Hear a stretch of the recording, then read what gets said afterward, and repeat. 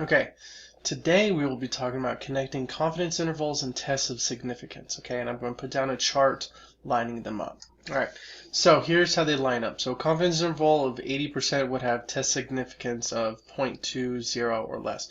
And as you can see, they line up because pretty much if I change this to decimals, these would both add up to 1 as we go across.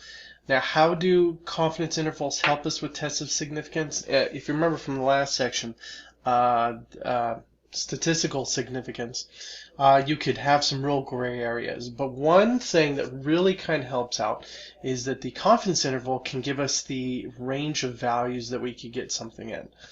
Okay, all right. And if what happens is, if we get a confidence interval of this, okay, if we get something that looks like this, normally this right here, the differences between the two should be about 0.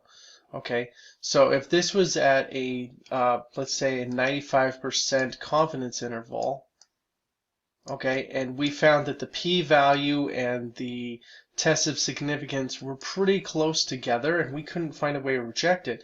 If we look at the actual values and we found that since 0 is not in here, we could actually reject the actual value, okay?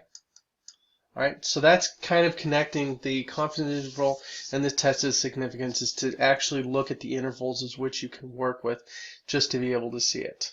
Okay, all right, and you can use the same thing too for mu1 and mu2.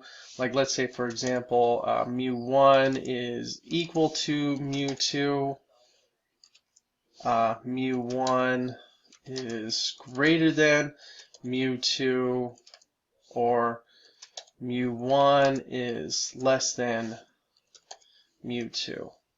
Oops. There we go. Okay, you could use the same kind of idea to work with the logic of how to look at it. And this one would be, if they were both equal, then it would be about 1. But if one was greater than the other, you would have to look at some numbers just to actually work with it, okay? All right. All right, that's it for connecting confidence intervals and tests of significance. Once again, just tying it all together, if you find that your p-value can't help you with tests of significance, look at the confidence interval and look at the actual interval between the two numbers and see what's going on with it, okay? Thank you.